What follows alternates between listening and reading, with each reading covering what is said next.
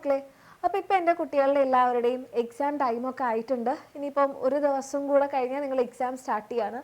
And ഈ ഒരു സമയത്ത് നിങ്ങൾ എങ്ങനെയാണ് ഇനിയുള്ള ദിവസങ്ങൾ യൂസ് ചെയ്യേണ്ടത്, അല്ലെങ്കിൽ എങ്ങനെയാണ് പഠിക്കേണ്ടത് എന്നാണ് മിസ് ഈ ഒരു വീഡിയോയിലൂടെ പറയുന്നത്. അപ്പോൾ നിങ്ങൾ പലരും ഇപ്പോൾ ചിന്തിക്കുന്നുണ്ടാവും, മിസ് എന്താണ് ഇപ്പോൾ ലാസ്റ്റ് മിനിറ്റിൽ വന്നിട്ട് ഇങ്ങനെയാണ് പഠിക്കേണ്ടത് അല്ലെങ്കിൽ അങ്ങനെയാണ് ചെയ്യേണ്ടതെന്നൊക്കെ പറയുന്നത്, ഇപ്പോൾ ഇതിപ്പം ഇങ്ങനെയൊക്കെ ചെയ്യേണ്ട കാര്യമുണ്ടോ എന്ന് നിങ്ങൾക്ക് ചിലപ്പോൾ തോന്നുന്നുണ്ടാകും. ആൻഡ് ഇതിപ്പോൾ മിസ് പറയാനുള്ളൊരു കാരണം എന്താണെന്ന് ചോദിച്ചു കഴിഞ്ഞാൽ, എനിക്കറിയാം ഒത്തിരി മക്കൾ നല്ല രീതിക്ക് സ്റ്റാർട്ടിങ് മുതലൊക്കെ പഠിച്ചിട്ടുണ്ടാകും. പക്ഷേ പലർക്കും തന്നെ ക്വസ്റ്റ്യൻ പേപ്പർ കാണുന്ന സമയത്ത് ആൻസർ ചെയ്യാൻ പറ്റാത്തൊരവസ്ഥ.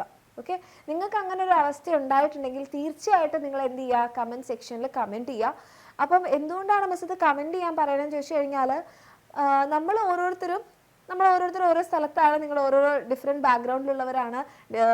അങ്ങനെ ഇരിക്കുന്ന സമയത്ത് നമ്മൾക്ക് ചിലപ്പോൾ ഇങ്ങനെ ഒരു സിറ്റുവേഷൻ എപ്പോഴെങ്കിലും ഉണ്ടായിട്ടുണ്ടെങ്കിൽ നമ്മൾ എന്താ കരുതുക, ഇതെനിക്ക് മാത്രമാണ് അല്ലേ.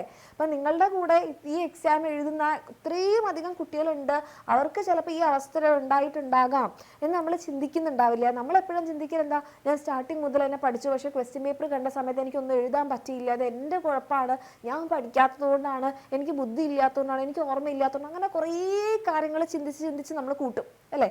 ആക്ച്വലി നിങ്ങൾക്ക് ബുദ്ധി ഇല്ലാത്തത് കൊണ്ടോ നിങ്ങൾക്ക് ഓർമ്മയില്ലാത്തത് കൊണ്ടോ അല്ല, നിങ്ങൾ ഈ പഠിക്കുന്ന സമയത്ത് ചെയ്യുന്ന ഒരു മിസ്റ്റേക്ക്, അതാണ് എന്തിന് കാരണം, നിങ്ങൾക്ക് ഈ ക്വസ്റ്റ്യൻ പേപ്പർ കാണുന്ന സമയത്ത് നിങ്ങൾക്ക് ആൻസർ ചെയ്യാൻ പറ്റാത്ത അവസ്ഥ ഉണ്ടായിട്ടുണ്ടെങ്കിൽ അതിന് കാരണം. ഓക്കെ, അപ്പോൾ നിങ്ങൾ കമൻറ്റ് ചെയ്യുന്ന സമയത്ത് എന്താണ്, ബാക്കി കുട്ടികൾക്കും മനസ്സിലാകും ഞങ്ങൾ ചെയ്തുകൊണ്ടിരുന്ന ഒരു മിസ്റ്റേക്ക് എല്ലാവരും ചെയ്യുന്നുണ്ട്, അപ്പോൾ ഇത് എൻ്റെ മാത്രം പ്രശ്നമല്ല അല്ലെങ്കിൽ ഇത് എൻ്റെ പ്രശ്നമല്ല എന്ന് അവർക്കൊരു സമാധാനം കിട്ടും. അതിന് വേണ്ടിയിട്ടാണ് മിസ് കമൻറ്റ് ചെയ്യാൻ പറഞ്ഞത്.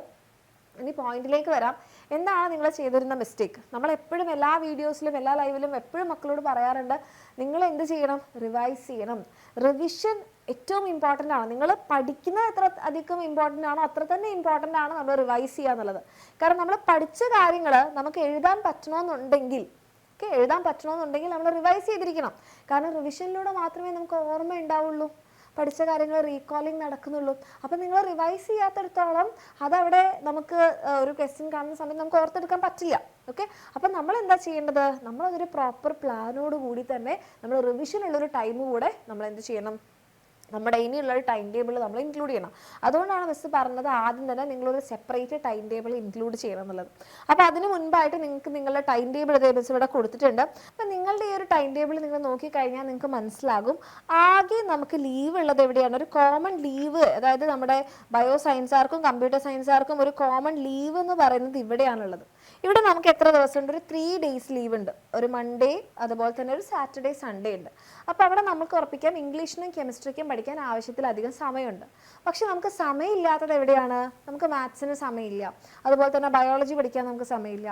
ദെൻ കമ്പ്യൂട്ടർ സയൻസുകാർക്ക് നോക്കുകയാണെങ്കിൽ ഫിസിക്സ് പഠിക്കാനുള്ള സമയമില്ല അല്ലേ. ബയോ സയൻസുകാർക്ക് അവിടെ ഒരു ദിവസമുണ്ട്. അപ്പോൾ ഇങ്ങനെയാണ് നിങ്ങളുടെ ടൈം ടേബിൾ കിടക്കുന്നത്. അപ്പോൾ നിങ്ങൾക്ക് ആക്ച്വലി പറയുകയാണെങ്കിൽ നമ്മുടെ മാത്സ്, അതേപോലെ തന്നെ ഫിസിക്സ്, ദെൻ ബയോളജി, ഇത്രയും കാര്യങ്ങൾ പഠിക്കാൻ നിങ്ങൾക്ക് പ്രോപ്പർ ആയിട്ടുള്ളൊരു ടൈമില്ല. അപ്പോൾ ഇത് മനസ്സിലാക്കിക്കൊണ്ടാണ് നമ്മുടെ എക്സാമിനർ ഇപ്പോൾ നിങ്ങൾക്ക് വേണ്ടിയിട്ട് ഫോർമുല ലൈവ്, അതേപോലെ തന്നെ നമ്മളുടെ important topic live, derivations live ഒക്കെ പോയിക്കൊണ്ടിരിക്കുന്നത്. അത് നിങ്ങൾ മാക്സിമം യൂസ് ചെയ്യുക. അത് മാത്രമല്ല, ഈ ലൈവുകൾ കഴിഞ്ഞാൽ, ഇപ്പോൾ നിങ്ങൾക്ക് വേണ്ടിയിട്ടുള്ള ഈ ലൈവുകൾ കഴിഞ്ഞാൽ നിങ്ങളൊരു 1 hour കൊടുത്തിട്ട് എന്ത് ചെയ്യുക, ഇത് റിവൈസ് ചെയ്യുക. റിവൈസ് ചെയ്തിട്ടില്ലെങ്കിൽ ഒരു കാര്യമില്ല. നിങ്ങൾ ഈ പഠിച്ചപ്പോൾ നിങ്ങളൊരു 2 hours ലൈവ് കണ്ടു, അത് നിങ്ങളൊരു 1 hour കൊടുത്ത് അത് അന്ന് തന്നെ റിവൈസ് ചെയ്തിട്ടില്ലെങ്കിൽ ആ പഠിച്ച കാര്യങ്ങൾ തീർച്ചയായിട്ടും മറന്നുപോകും.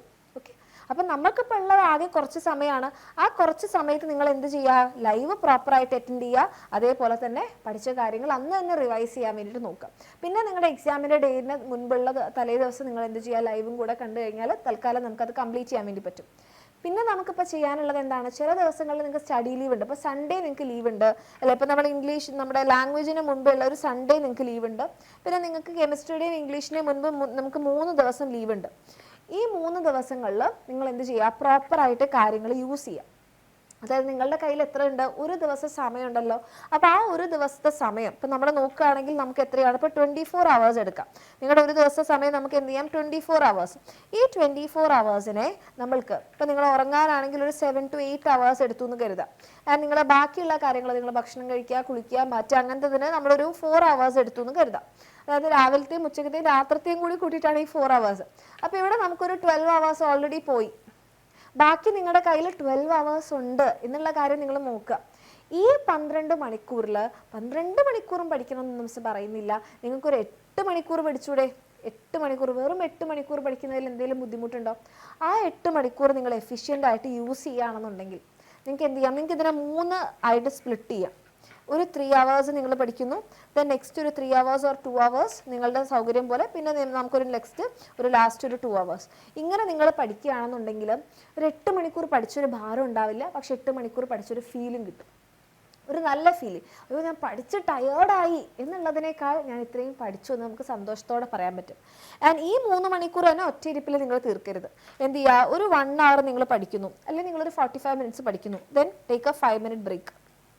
വീണ്ടും നിങ്ങൾ നെക്സ്റ്റ് ഒരു 1 hour പഠിക്കുന്നു, ദെൻ നമ്മളൊരു 5 minute ബ്രേക്ക് എടുക്കുന്നു. ഓക്കെ, നെക്സ്റ്റ് നമ്മളൊരു 1 hour പഠിക്കുന്നു, പിന്നെ നിങ്ങൾക്കൊരു ലോങ് ബ്രേക്ക് എടുക്കാം. ലോങ് ബ്രേക്ക് എന്ന് പറഞ്ഞാൽ ഇപ്പം നിങ്ങൾ രാവിലെ എഴുന്നേൽക്കുന്ന ആളാണെന്നുണ്ടെങ്കിൽ നിങ്ങളൊരു 5 മണിക്ക് എഴുന്നേറ്റു എന്ന് കരുതാം. നമ്മളൊരു 8 മണി വരെ പഠിച്ചു. ഓക്കെ, 3 hours അവിടെ കംപ്ലീറ്റ് ആയില്ലേ? എന്നിട്ട് നമുക്കൊരു ലോങ് ബ്രേക്ക് എന്ന് പറയുമ്പം 8 to 9 നമുക്ക് എന്ത് വരും? നമുക്ക് നമ്മുടെ രാവിലത്തെ ഭക്ഷണം കഴിക്കാം. ഓക്കെ, ഇതിൽ തന്നെ നമ്മുടെ ഈ ഒരു 5 minute ബ്രേക്ക് കൂടി കണക്കാക്കുമ്പോൾ നമുക്കൊരു 10 minutes മുന്നിലേക്ക് വരും. പക്ഷെ എന്നാലും നിങ്ങൾക്ക് ഇവിടെ ഭക്ഷണം കഴിക്കാനൊരു സമയം കിട്ടി. പിന്നെ നിങ്ങൾക്ക് വേണമെങ്കിൽ 9 മണിക്കോ 10 മണിക്കോ സ്റ്റാർട്ട് ചെയ്യാം. എന്നിട്ട് നിങ്ങൾ നെക്സ്റ്റ് സെഷൻ എടുക്കുന്നു. അപ്പോൾ 10 മണി 11 മണി 12 മണി 11 12 1 മണി. അപ്പോൾ 1 മണി ആകുമ്പോഴത്തേക്ക് നിങ്ങളെ നെക്സ്റ്റ് സെഷൻ തീരും. നിങ്ങൾക്ക് അവിടെ ലഞ്ച് ബ്രേക്കിന് ഒരു ബ്രേക്ക് കിട്ടും. പിന്നെ നിങ്ങൾക്ക് ഒരു പവർ നാപ്പ് ഒക്കെ എടുക്കാം, കുറച്ച് സമയം, ഒരു 20 minutes നിങ്ങൾക്ക് വേണമെങ്കിൽ ഉറങ്ങാം. ദെൻ ചായയൊക്കെ കുടിച്ച് റിലാക്സ് ചെയ്ത് നിങ്ങൾ നെക്സ്റ്റ് സെഷൻ സ്റ്റാർട്ട് ചെയ്യാം. അപ്പോൾ നിങ്ങൾക്ക് ആ ഒരു ദിവസം നിങ്ങൾക്ക് തന്നെ മനസ്സിലാവും നിങ്ങൾ എത്ര എഫിഷ്യൻ്റ് ആയിട്ടാണ് ഉപയോഗിച്ചതെന്നുള്ളത്. അപ്പോൾ ഈ രീതിയിൽ ഈ ഒരു ടൈം ടേബിൾ പ്രകാരം നിങ്ങൾ തന്നെ നിങ്ങൾക്ക് വേണ്ടിയിട്ട് എന്ത് ചെയ്യാം? ഞാൻ ഇങ്ങനത്തെ കാര്യങ്ങളാണ് ചെയ്യാൻ പോകുന്നത്. 2 വീക്കിലെ കാര്യമല്ലേ ഉള്ളൂ. നെക്സ്റ്റ് വെനസ്ഡേ വരെ നോക്കിയാൽ മതി. ഈ വെനസ്ഡേ നെക്സ്റ്റ് വെനസ്ഡേ വരെ നിങ്ങൾ നോക്കിയാൽ മതി. ഈ കാര്യങ്ങൾ നിങ്ങൾ തന്നെ ഒന്ന് പ്ലാൻ ചെയ്യാം. പ്ലാൻ ചെയ്തിട്ട് അത് നല്ല രീതിയിൽ നിങ്ങൾ എക്സിക്യൂട്ട് ചെയ്യുമ്പോൾ നിങ്ങൾക്ക് തന്നെ നിങ്ങളോടൊരു കോൺഫിഡൻസ് ഫീൽ ചെയ്യും. ഓക്കെ, അപ്പം ലാസ്റ്റ് മിനിറ്റ് ആണ് മിസ്, ഇനി എന്തിനാണ് സ്റ്റഡി പ്ലാൻ, ഇനി എന്തിനാണ് ഇങ്ങനെ ചെയ്യുന്നത്, അങ്ങനെ കരുതരുത്. നിങ്ങൾക്ക് വേണ്ടിയിട്ടുള്ള പ്ലാൻ നിങ്ങൾക്ക് മാത്രമേ പെർഫെക്റ്റ് ആയിട്ട് ഉണ്ടാക്കാൻ പറ്റുള്ളൂ. കാരണം ഇതിൽ തന്നെ ചില കുട്ടികൾ രാവിലെ എഴുന്നേൽക്കുന്നവരുണ്ടാവും, ചില കുട്ടികൾ രാത്രി ഇരുന്ന് പഠിക്കുന്നവരുണ്ടാവും. അപ്പം നിങ്ങൾ എങ്ങനത്തെ ആളാണ്, നിങ്ങൾക്ക് ഏത് സബ്ജക്റ്റാണ് ടഫായിട്ടുള്ളത്, ഏതാണ് നിങ്ങൾ പഠിക്കാത്തത്, ഇത് വെച്ച് നിങ്ങളൊരു പ്ലാൻ ഉണ്ടാക്കണം. അത് ഇന്ന് തന്നെ ഉണ്ടാക്കുക. എന്നിട്ട് നിങ്ങളുടെ എക്സാമിനെ നിങ്ങൾ ഫേസ് ചെയ്യുക. ഓക്കെ, അപ്പോൾ ഒരു ബുദ്ധിമുട്ടും ഇല്ലാണ്ട് തന്നെ നമുക്ക് പോകാൻ പറ്റും. കാരണം അപ്പം ലാസ്റ്റ് മിനിറ്റിലാണ് ഞാനൊന്നും പഠിച്ചിട്ടില്ല, ഞാൻ പകുതി ആയിട്ടിരിക്കുന്നു പറഞ്ഞാൽ നമ്മൾ ടെൻഷൻ അടിക്കുകയല്ല വേണ്ടത്. ഇനി നമുക്കിതിന് എന്ത് ചെയ്യാൻ പറ്റുമെന്ന് നമ്മൾ നോക്കുകയാണ് വേണ്ടത്. അതിൻ്റെ ഏറ്റവും ബെസ്റ്റിൽ ചെയ്യാം. ഇത്രയൊക്കെ ആയാലും ഇനി മതി, ആ ഒരു ആറ്റിറ്റ്യൂഡ് വിട്ടിട്ട് ഇത്രയും എൻ്റെ കയ്യിലുണ്ട്, അതിന് ഞാൻ എന്ത് ചെയ്യും എന്നുള്ള രീതിയിലേക്ക് എൻ്റെ കുട്ടികൾ വരിക. പ്രോപ്പറായിട്ട് തന്നെ കാര്യങ്ങൾ ചെയ്യുക. Okay, all the very best. പിന്നെ നിങ്ങളൊരു കാര്യം മനസ്സിൽ ഉറപ്പിക്കേണ്ടത്, ഇതിങ്ങനെ ആയിപ്പോയി, നെക്സ്റ്റ് ഇനി ഇങ്ങനെ ആവാൻ ഞാൻ സമ്മതിക്കില്ല എന്നുള്ളൊരു കാര്യം കൂടെ നിങ്ങൾ നിങ്ങളുടെ മനസ്സിൽ ഉറപ്പിക്കണം. അല്ലാതെ എപ്പോഴും ലാസ്റ്റ് മിനിറ്റ് ആയി മിസ്, ഇനി എന്ത് ചെയ്യും, ഞാൻ പഠിച്ചില്ലല്ലോ, ഇനി ഞാൻ എന്ത് ചെയ്യും, അങ്ങനെ എപ്പോഴും ചിന്തിച്ചിട്ട് കാര്യമില്ല. നമുക്കൊരു മിസ്റ്റേക്ക് നമ്മൾ പറ്റിക്കഴിഞ്ഞാൽ നമ്മളത് ഇനി ആവർത്തിക്കില്ല എന്നുകൂടെ നമുക്കൊരു കോൺഫിഡൻസ് ഉണ്ടാവണം. ഓക്കെ, ആ ലെവലിലേക്ക് എൻ്റെ മക്കൾ മാറാം. All the very best. നിങ്ങൾ ടെൻഷനൊന്നും അടിക്കേണ്ട. ഇത് ചിലപ്പം ഒരു വഴികാട്ടിയായിരിക്കാം ഈ ഒരു ഓണം എക്സാം. നമ്മൾ ഇതുവരെ ചെയ്ത മിസ്റ്റേക്സ് ഒക്കെ മാറ്റിയിട്ട് നമുക്ക് നല്ലതായിട്ട് വരാൻ വേണ്ടിയിട്ടുള്ളതായിരിക്കാം. ചിലപ്പം നിങ്ങൾക്ക് അതിനെ എന്തായിട്ട് എടുക്കാം, നിങ്ങൾ ഇതുവരെ ചെയ്തിട്ടുള്ള കാര്യങ്ങൾ നമ്മൾ കറക്റ്റ് ചെയ്യുന്ന രീതിയിലാക്കാം, അല്ലെങ്കിൽ നമുക്ക് തന്നെ ഒരു എന്താ പറയുക, ബൾബ് കത്തുന്ന രീതിയിലേക്കുള്ള ഒരു ഇൻസൈറ്റ് ആയിട്ട് ഇത് മാറാം. ആ രീതിയിലേക്ക് എടുക്കുക. ഓക്കെ, ടെൻഷൻ അടിക്കേണ്ട, നന്നായിട്ട് പഠിക്കാം. റെഡി?